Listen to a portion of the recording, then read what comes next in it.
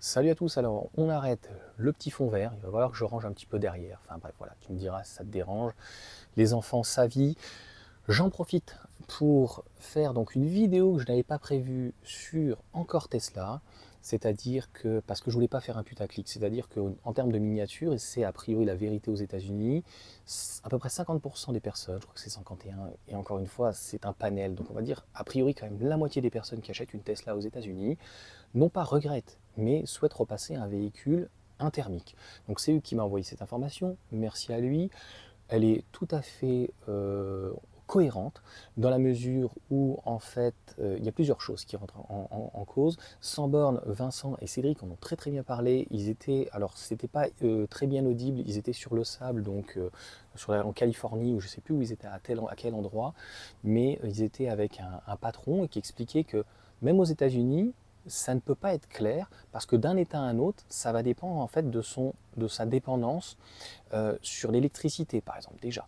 L'électricité, elle est fournie par quoi? Si c'est une centrale thermique ou éventuellement même à charbon, bah, c'est beaucoup moins bien qu'une centrale nucléaire. Et peut-être que oui, le thermique aujourd'hui, c'est pas que c'est une alternative, mais c'est ce qui finalement coûte le moins cher, parce que pour un, il faut regarder en fait le rendement derrière. Et finalement, donc l'électrique a un moins bon rendement, et même en termes d'écologie. En France, on n'est pas là pour parler dans cette vidéo de la France, mais on est un cas à part par rapport même à l'Allemagne qui est sur des centrales à charbon. Grâce à nos centrales nucléaires et grâce au photovoltaïque, grâce à certains barrages hydrauliques, mais même comme en Norvège, mais tous les pays scandinaves, ils sont en excédent et avec des barrages hydrauliques. Et donc, si tu veux, c'est très prolifique. En plus de mémoire, ils ont des exonérations sur la TVA. Et il y a beaucoup de personnes donc, aux États-Unis qui étaient passées à Tesla parce qu'il y avait énormément d'exonérations, beaucoup d'aides sur les batteries et tout. Tu sais ce que je pense sur les aides? Est-ce que les aides, elles sont là vraiment pour développer un marché qui doit être mature à terme et pouvoir bénéficier entre guillemets réellement ce qu'on appelle le vrai social aux plus démunis et pouvoir en fait donner une certaine, non pas égalité, au moins une équité, ou est-ce qu'en fait elle est là pour profiter à une société? Je pense qu'elle profite essentiellement à Elon Musk, à Tesla, et de l'autre côté elle coûte excessivement cher en fait à l'État et on va dire au gouvernement Biden. Donc je pense que tout ça, ce sont des scènes de théâtre, c'est une chaise musicale, et si Trump venait à être réélu une deuxième fois, et ben je pense qu'en fait il supprimerait toutes ces aides parce que ça coûte une blinde à l'État.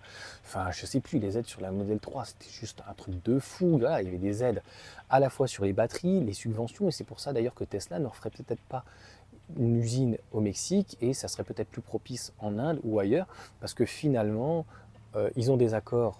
Donc c'est le grand États-Unis, enfin Canada avec le Mexique. Donc en fait, c'est devenu un peu un open space.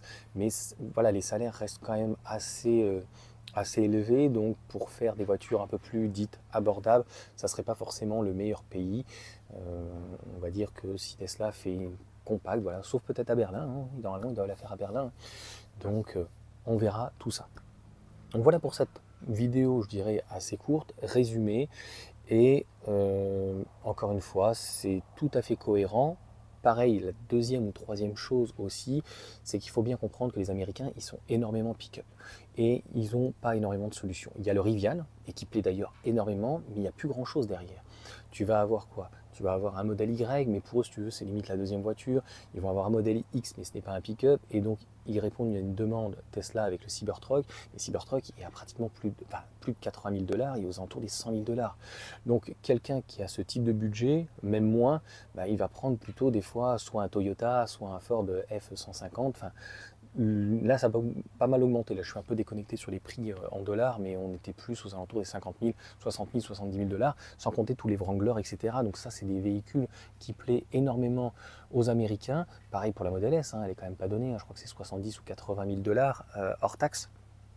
Donc, si tu veux, parfois leurs véhicules thermiques sont encore beaucoup moins chers et le prix du gallon donc reste intéressant. Je ne sais plus c'est combien, à 3 dollars, 4 dollars, donc c'est à peu près, même moins, donc c'est à peu près moins d'1 euro du litre, tu vois. Donc ça reste intéressant économiquement et ça reste même, on va dire, d'un point de vue écologique, d'un point de vue rendement, comme je disais donc, au tout début, ça reste quand même intéressant. Donc voilà pour cette petite réflexion. Je voulais pas que ça dure 10 minutes. J'avais pas prévu de faire cette vidéo, mais je pense qu'elle est essentielle et c'est ce que j'expliquais. Il y a des endroits dans le monde où tu regardes au niveau Émirats arabes, ils vont développer pourtant de l'électricité, et pourtant ils ont du pétrole, donc ils vont peut-être penser après le pétrole. Et peut-être que les États-Unis, après le gaz de schiste, ils trouveront d'autres solutions parce que les États-Unis aussi, c'est à part par rapport à la France. On a interdit le gaz de schiste. Par contre, on veut bien l'accepter, on ne le produit pas, mais on veut bien l'accepter, notamment avec le GNL et tout. Enfin, tu te rends compte de cette grande hypocrisie, donc là, ça ne dérange pas. À un moment donné, j'avais bien aimé donc Famille électrique pour le coup, Laurent, je suis tout à fait d'accord avec lui. À un moment donné, il faut voir si on autorise, on n'autorise pas, il ne faut pas être hypocrite, c'est-à-dire qu'à un moment donné, si on interdit la production de ce type de production du gaz de schiste et donc de ce que ça découle en fait en termes de produits et de production derrière, eh ben, on ne doit pas non plus l'acheter en fait ailleurs parce qu'en fait c'est délocaliser aussi bien les problèmes environnementaux. Donc ce gaz de schiste, encore une fois, c'est pas du tout écologique, c'est pas du tout en fait une solution, mais les États-Unis en fait en produisent et a priori en produisent assez encore aujourd'hui pour être excédentaire, donc ça part à l'étranger. Je pense avoir été en tout cas assez clair sur cette vidéo, sur ce 6 minutes, c'est très bien. Allez, salut!